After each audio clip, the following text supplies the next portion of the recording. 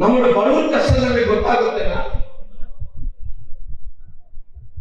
ಅಲ್ಲಿ ಯಾವುದೋ ಒಂದು ಟೌನ್ಶಿಪ್ ಮಾಡ್ಬೇಕೆಂದು ಹೋಗ್ತಿದ್ದಾರೆ ಇವತ್ತು. ನಮ್ಮ ಕಡೆ ಎಷ್ಟು ಬರಡು ಭೂಮಿದೆ ಬಾಸ್, ನಮ್ಮ ಕಡೆಗಳು ನೋಡಲ್ಲ. ಅದಕ್ಕೋಸ್ಕರವಾಗಿ ನಾನು ಸರ್ಕಾರಕ್ಕೆ ವಿನಂತಿಯನ್ನು ಮಾಡ್ಕೊಳ್ತಾ ಇದ್ದೇನೆ. ಕಳೆದ 3 ವರ್ಷಗಳ ಕಾಲ ತಾವು ಏನು ಕೆಲಸ ಮಾಡಿಲ್ಲ. ಕಲ್ಯಾಣ ಕರ್ನಾಟಕ ಭಾಗದಲ್ಲಿ ಇವತ್ತು ನಮ್ಮ ಉತ್ತರ ಕರ್ನಾಟಕ ಭಾಗದಲ್ಲಿ, ಕಿತ್ತೂರು ಕರ್ನಾಟಕ ಭಾಗದಲ್ಲಿ ಯಾವುದೋ ಒಂದು ಕೆಲಸ ಮಾಡಿದ್ರೆ ನೋಡಿಸಿಕೊಡ್ರಲ್ಲ.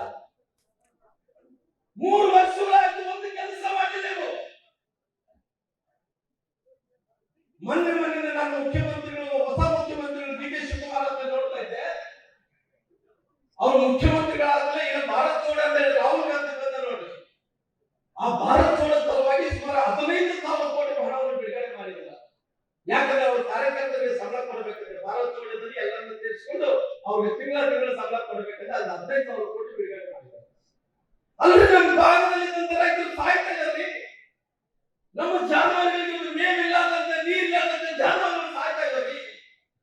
ಜನರೆಲ್ಲ ಗುಳೆಗೆ ಹೋಗ್ತಾರೆ. ರಾತ್ರಿ ನಿಂತ್ರೆ ಇವತ್ತು ಬೀದರ್ದಿಂದ, ಕಲಬುರಗಿಯಿಂದ, ಇವತ್ತು ಕೊಪ್ಪಳದಿಂದ ಸಾಲಾಗಿ ಕೊರಪಾನ್ಗಳು ಹಾಕೊಂಡು ಕ್ರೂಸರ್ ಗಾಡಿಯಲ್ಲಿ ಹೋಗುವಂತ ಟೈಮಲ್ಲಿ ಬಹಳಷ್ಟು ಜನ ಆಕ್ಸಿಡೆಂಟ್ ಆಗಿ ಸಾಯ್ತಾರೆ. ಅವ್ರಿಗೆ ಯಾರಿಗೆ ಪರಿಹಾರ ಇಲ್ಲ. ಆದ್ರೆ ಕಾಂಗ್ರೆಸ್ ಕಾರ್ಯಕರ್ತರು ಮಾತ್ರ ಅಧಿಕಾರಕ್ಕೆ ಬರಬೇಕು ಅನ್ನೋ ಕಾರಣದಿಂದ ಸುಮಾರು 15,000 ಕೋಟಿ ಹಣವನ್ನು ಬಿಡುಗಡೆ ಮಾಡುವಂತ ಕೆಲಸ ಮಾಡ್ತಾರೆ. ಅದಕ್ಕೋಸ್ಕರವಾಗಿ ಈಗಿನ ಪರಿಸ್ಥಿತಿಯಲ್ಲಿ ನಮ್ಮ ಉತ್ತರ ಕರ್ನಾಟಕ, ಕಲ್ಯಾಣ ಕರ್ನಾಟಕ ಭಾಗದಿಂದ ಯಾರು ಕೇಳೋದಿಲ್ಲ. ನಮಗೆ ಕೇವಲ ಕಾಟಾಚಾರಕ್ಕೆ ಬೆಳಗಾವಿಯಲ್ಲಿ ನಾನು ನಿನ್ನೆ ಬರ್ತಾ ಮಾತಾಡ್ತಿದ್ದೀವಿ. ರಾಮನಗರ ಒಂದು ಬೆಳಗಾವಿಯಲ್ಲಿ ಸುವರ್ಣಸೌಧ ಕಟ್ಟಿ ಏನು ಉಪಯೋಗ?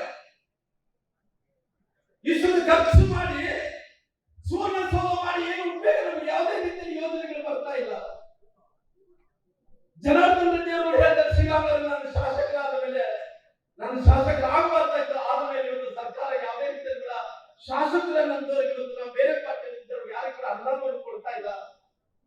ನಾವೇನು ಇವತ್ತು ಬಿಜೆಪಿ ಸರ್ಕಾರದಲ್ಲಿ 1,000 ಕೋಟಿ ರೂಪಾಯಿ ನೋಡ್ತಿದ್ವು, ಇವತ್ತು ಕೇವಲ ಶಾಸಕರಿಂದ 20 ಕೋಟಿ, 10 ಕೋಟಿ, 15 ಕೋಟಿ ಅಂದ್ರಿಗಿನ ಇವತ್ತು ನಮ್ಮ ಪರಿಸ್ಥಿತಿ ಏನು ಅನ್ನುವಂತ ಮಾತು ಶಾಸಕರಾದಂತ ಜನಾರ್ದನ್ ರೆಡ್ಡಿ ಅವರು ಕೇಳ್ತಾ ಇದ್ರು. ನ್ಯೂಸ್ ಫಸ್ಟ್, ನಿರ್ಭೀತಿಯಿಂದ ನಿಮ್ಮ ಪರವಾಗಿ.